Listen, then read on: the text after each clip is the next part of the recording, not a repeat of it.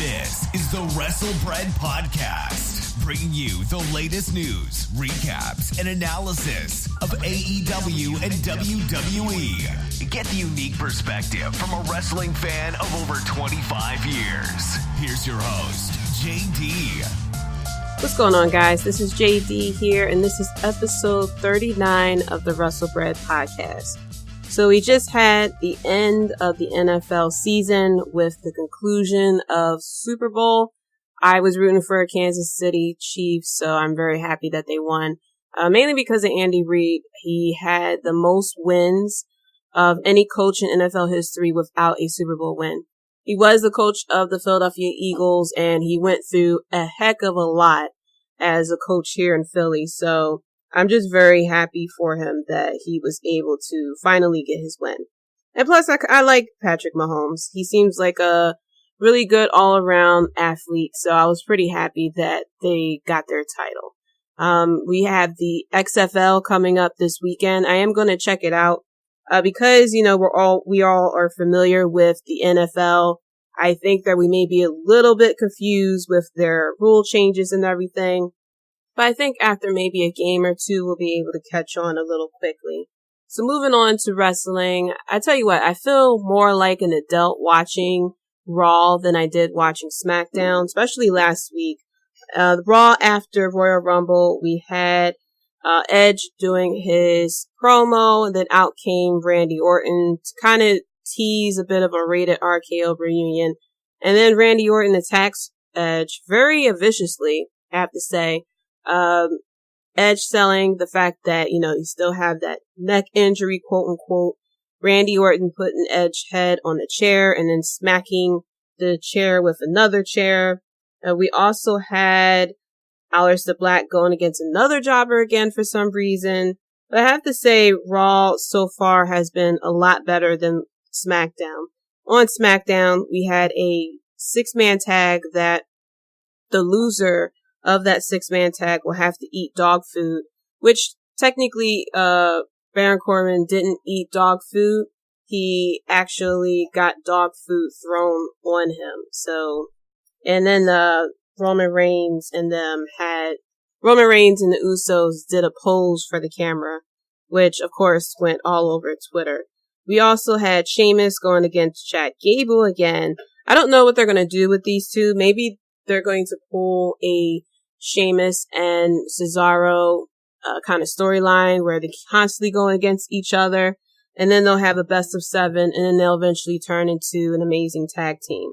I also noticed with SmackDown that in the intro of SmackDown, they keep showing The Undertaker, even though Undertaker hasn't appeared on TV since last July. I would have to say Extreme Rules. So I don't know if they're, you know, still planning to bring him back since we're now going into WrestleMania season. We all get that bit of an itch when it's WrestleMania season for The Undertaker.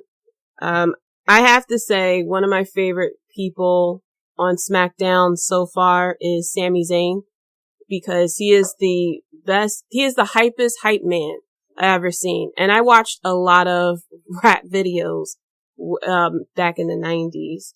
Especially at the Royal Rumble, where you see Sami Zayn hyping up Nakamura, knowing that Nakamura was going to get slaughtered by Brock Lesnar. But I like the trio of Nakamura, Sami Zayn, and Cesaro. You know, Cesaro's looking like Smooth Tony outside of the ring with his sunglasses and everything on. Braun Strowman winning his first singles title, which is very strange because we all thought that he would be like a 2-time WWE champion or Universal champion by now, but congrats to him. You could tell he was really happy to win his first title as well. We did get a Bayley promo. She looked a lot more, not emo sad than she did at Royal Rumble. She thought that Charlotte was going to challenge her for the title since Charlotte won the Royal Rumble, and out comes Naomi. With a new entrance. She had this like Daft Punk type of helmet that had LED lights as well, and she was still kind of rocking her sweet afro as well. And I hate to say it, but we are now entering February, and this is the time of the year where we will see a lot more African American wrestlers popping up on TV. So I'm going to guess that Naomi is going to get a title shot against Bayley. Maybe even win it, possibly. We normally get, it's normally a lot of attention on African American athletes during the month of February because of Black History Month. But I may be wrong, but I'm 99% sure I am right about that. We also have Otis and Mandy going on a date on Valentine's Day, which of course is going to end up being the segment, which of course, knowing WWE, somebody is going to appear in the restaurant and attack Otis or something like that. What I'm hoping may be a very interesting twist, because they did hint at, this type of a storyline a while ago, is that Sonya Deville actually has a crush on Mandy as well and goes to interrupt their date, because we did get the hint of Sonya Deville kind of like hinting that she had a crush on her.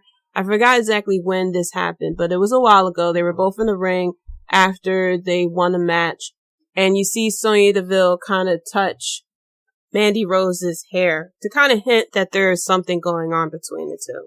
So I'm hoping that maybe they'll add this bit of a twist in it and it'll actually work. I have a feeling that, with Sonya Deville involved in this, that this storyline will actually work versus what's going on with Lana and Liv Morgan, which really don't make any type of sense at all. Going on to NXT last week, we had Tegan Nox versus Dakota Kai. Dakota Kai playing her betrayal on screen during her entrance, and she comes out, so all you hear is Tegan Nox's screams as Dakota Kai was viciously attacking her, which I think is a very smart move as far as a heel. You haven't really seen something like that done before. We also had Keith Lee cutting a promo about him winning the title. Damian Priest comes out. He is back off the injury. And then Dominik Dijakovic comes out as well. And then this leads to a match between Damian Priest and Dominik, which was a really good match. It really shows what both men can do, even though that they're pretty much like 20 feet tall and everything. But they're both very exciting in the ring. So I don't know if this is going to lead into maybe a triple threat match for TakeOver Portland later on. I think the stipulation, I don't know if the stipulation was that whoever wins go against Keith Lee or not, but I wouldn't mind seeing a triple threat match against all three men, because whenever those three men get into the ring, it's normally a really good match as well. They also showed Shotzi Blackheart, who came out in a kid's tank. It kind of reminded me of what Sammy Guevara did outside the Royal Rumble. And she had a big helmet on that you couldn't even see her. She was going up against Diana Perzano or something like that. So I can tell that they're trying to build up Shotzi Blackheart. Maybe she'll have a match or some type of feud going on, probably leading into TakeOver Mania as well. And then we had a very good match of Finn Balor versus Trent Seven as well. The Broserweights won the Dusty Rhodes Classic, which I'm not really a fan of the Dusty Rhodes Classic because so far the teams that have been winning, except for back in 2018 and 2016, it has been, individuals who formed as tag teams. So it's kind of a slap in the face to the tag teams that have been together for a lot longer than these two individuals. For these two individuals to suddenly be able to come together as a team and have more team chemistry than a team that been around and been wrestling all over the globe for decades. It really don't make any sense to me. But we did have the Broserweights who won the Dusty Rhodes Classic over the Grizzled Young Veterans. It was still a good match, but I feel like it's a slap in the face to other tag teams because it seems like NXT tend to go with the two hottest acts and kind of put them together for it. So going on to the Hall of Fame. This year, we only had Batista and NWO announced. And when I say NWO, apparently there are 4 original members of NWO, even though we all know that there's been 3 until it turned into a clusterfuck. But for WWE's Hall of Fame NWO will consist of Scott Hall, Kevin Nash, Hulk Hogan, Hollywood Hulk Hogan, and X-Pac, which makes no sense because now X-Pac's a 2-time Hall of Famer. But to be quite honest, this whole Hall of Fame with WWE really don't make as much sense anyway. There's not really any type of rules in order to go into the Hall of Fame like you do with other Hall of Fames with the NFL and baseball as well. There's not a place where you can actually see everything. For example, with the NFL. I keep saying NFL because we just had all the Hall of Famers announced. You can go to Canton, Ohio and actually see the NFL Hall of Fame. Whereas though at WWE, there really isn't a stable location to see everything. Now, I do know that they carry things around when they have WrestleMania. They go to the whole city, and for the WrestleMania access, they kind of have a bit of a shrine of some Hall of Fame things as well. But why can't we have a place, maybe not all the way up in Connecticut, because, there'll be people who will travel to Connecticut, but there really isn't much else to do in Connecticut. No offense to people who live in Connecticut. To have an actual place with the Hall of Fame. I'm sure, WWE loves to make money. I'm sure there'll be people who will pay to go see the Hall of Fame. Or even if you don't want to have an unstable location, then it should be a traveling tour. They can, WWE is big enough, we all know, that they can have a separate division of sort of like Wizard, Comic-Con, where they can go into different cities, maybe for like a week or two, and travel around the city in a year and have a display for the Hall of Fame. You can hire enough security, keep everything behind glass, and where everybody of fans, young and old, can go around and look at memorabilia, maybe photos of, iconic matches and things like that, where you can learn about, wrestlers that you never heard of. We're at the point now that there are wrestling fans out there who never seen Ted DiBiase, who never seen Ricky Steamboat, who has never seen Jake the Snake Roberts, who hasn't seen a lot of these legends that we grew up seeing. They never saw a match by them. They never possibly even heard of them. Probably, when we talk about it.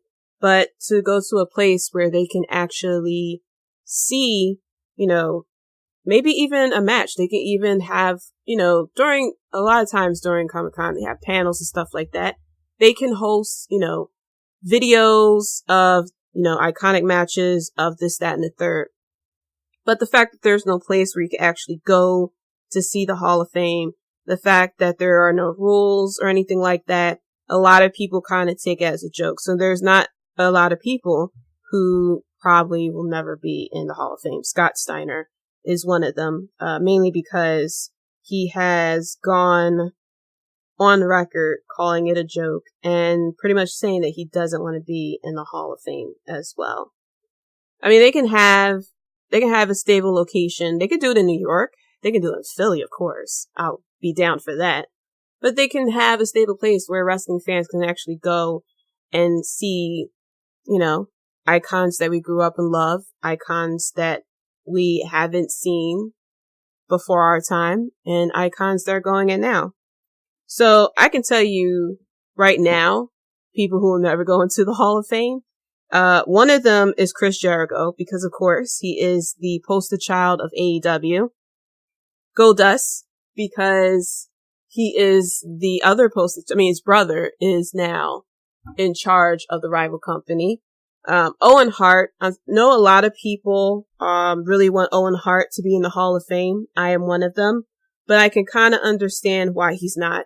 His wife refuses to let WWE put him in the Hall of Fame, let WWE really mention him. I mean, they still mention him, but it's not as intricated like there's, documentaries and everything like that. And it's because of his tragic death and possibly the way he was treated before he passed. He was at the top of his game. And towards the later years, he started with the Blue Blazer, where he would, come down on a wire onto the ring. And unfortunately, during a pay-per-view, he tragically died, and they continued the show. It was a very difficult thing to experience. I was watching wrestling, of course, during that time, and they mentioned that, there was an injury and that he was on the way to the hospital. And then later on in the pay-per-view, they announced that he had passed away. So if, I can only imagine what she felt and the fact that she doesn't want anything to do with WWE as well. So now that we got through a few names that will not be in the Hall of Fame anytime soon, let's go through some people who should be in the Hall of Fame. Now, normally, WWE are normally on a roll of people who are getting announced, but they haven't announced anyone for the past couple of weeks since the NWO was announced. So maybe Vader hopefully will get in this year. I know he did a big campaign for him to get into the Hall of Fame before he had passed away.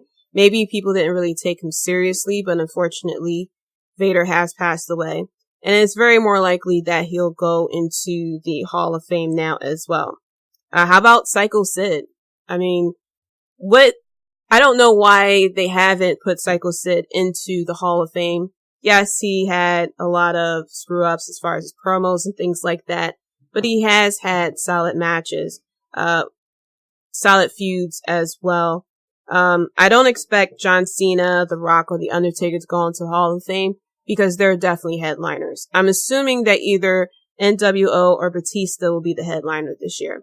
I'm like 100% sure it's more likely going to be Batista since he is, he has the Marvel movies. They can really definitely put it out into mainstream media for people to kind of tune in more about it as well.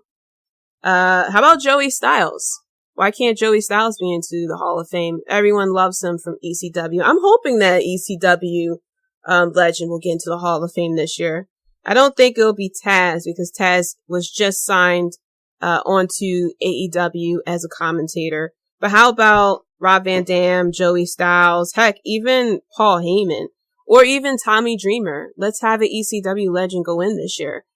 Give ECW some love. I mean, you guys brought up all their stuff and is selling it as well. For the women, I'm guessing Molly Holly because she has been in the Women's Royal Rumble the past couple of years. Maybe even Kelly Kelly, Stacy Keibler, Lillian Garcia, or even Sable. Seems like Sable wants nothing to do with WWE. I think they only mentioned once that she is the wife of Brock Lesnar. I remember there was some type of documentary that they did on Brock Lesnar and they showed her. I think when they were living in either Minnesota or Michigan, wherever they were living, was a lot of snow and they lived on a farm. Maybe Sable can go in this year. Or even Victoria. Or how about Chyna? Let's finally get Chyna in. She has passed away. Anything that was attached to her name that was in bad showing is more likely gone. And you have a lot more people who is in the Hall of Fame that's done a lot worse than what Chyna has done. You completely can, wipe out her involvement with Triple H and with Stephanie McMahon and everything, and just introduce her as the ninth wonder of the world and let her name, have a good ring to it finally. I'm hoping they have the balls to do that, but I don't know. Other individuals that can go in, how about Christian? Finally, we have Edge. I know that Christian hasn't had a big of a singles run as Edge had, but he is part of one of the biggest tag teams back in for a very long time. I mean, who remembers the TLC matches that Edge and Christian had as well? Other people, maybe Kane can go in since he has been heavily involved with WWE, especially that he is a mayor as well. The British Bulldog, which I didn't even realize is not in the Hall of Fame. I could have sworn he was in the Hall of Fame, but couldn't find out he's not. Other people, maybe Santino Marella. He was featured in the Women's Royal Rumble. Who knows? Bam Bam Bigelow. Ken Shamrock, William Regal. But I think William Regal may go in another year, possibly as a headliner as well, especially with the work that he's done in NXT. Hardcore Holly. Or here's one. Ahmed Johnson.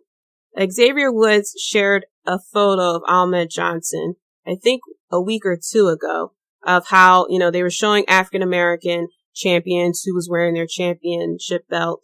And Xavier Woods pointed out how everyone else was in their gear, whereas though Ahmed Johnson was in cut off shorts, showing off his big ass quads. Ahmed Johnson reminded me of the dad who will slap you in your head if you look at him wrong.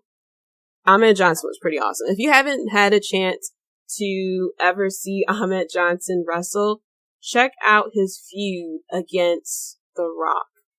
He used to be in the Nation of Domination, and he was either in the Nation of Domination or he was heavily feuded with the Nation of Domination. I know he was heavily feuded with the Nation of Domination, but I could have sworn he was in it too. And then The Rock took over from Farouk, and then it kind of went downhill for Farouk from there. But yeah, he had very good feuds back in the day.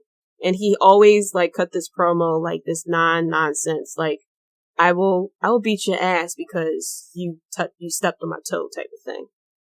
Those are my ideas of who can go into the Hall of Fame this year. It's a lot of names, but I'm hoping that we won't get anything.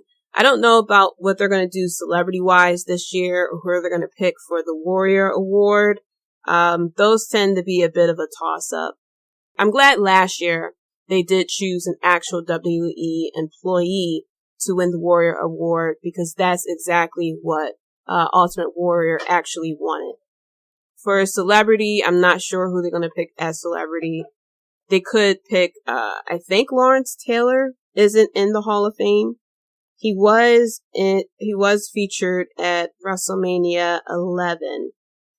I don't know anybody else they could put in as celebrity as well. Let me check real quick. I don't think Lawrence Taylor is in it, but they could put Lawrence Taylor into, the Hall of Fame this year. Let's see, who else? You know what I realized too, cause when I looked over the list, Cyndi Lauper isn't in the Hall of Fame, and she was a big contribution to WWE. She was featured in WrestleMania 1. I believe it was the Rock and Roll Connection or something like that. Rock and Wrestling Connection. I forgot the exact term for her connection with WrestleMania 1. But she definitely helped put WrestleMania on the map. I mean, it's the first one. So hopefully she gets in this year as well. But I can't think of anybody else that they could use as well. And they did Kid Rock back in 2018. Last year they didn't really have a celebrity for 2019. But I'm hoping that they would pick somebody good. They probably might do another tag team in it. They could do Midnight Express, Demolition. There's a number of tag teams that's out there that haven't been in there. Maybe they could do Edge and Christian as a tag team. Get Christian in there somehow. And make Christian eventually a 2-time Hall of Famer. But I'm hoping that, the picks for the Hall of Fame will at least be presentable. Eventually, we will get a place where they can actually put all this memorabilia. I did hear that there is a warehouse out there that has all this memorabilia in it.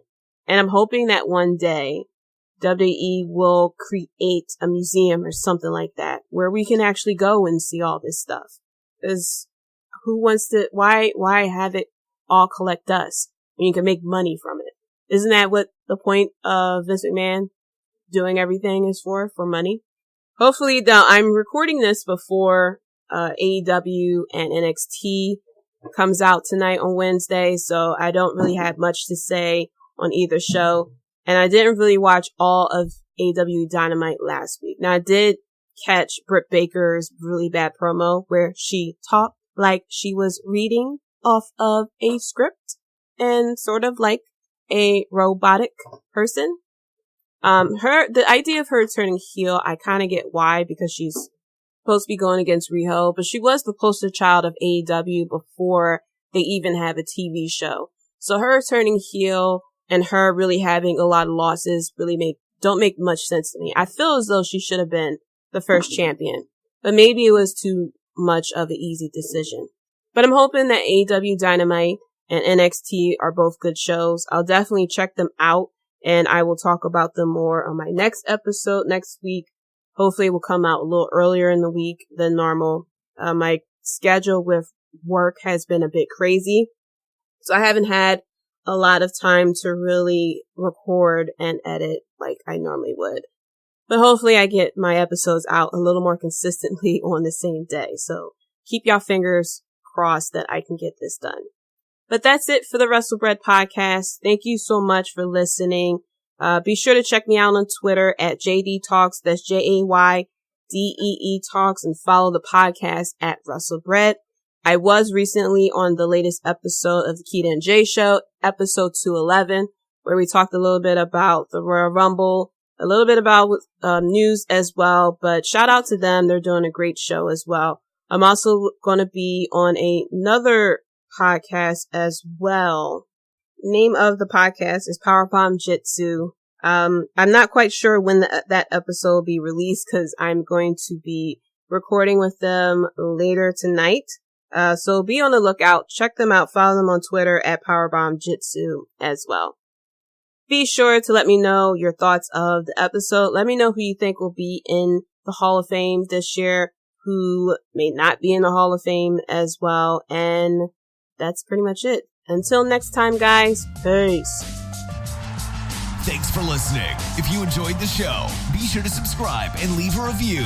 Check us out at WrestleBread.com and subscribe to WrestleBread on YouTube for more breaking news and JD's opinions.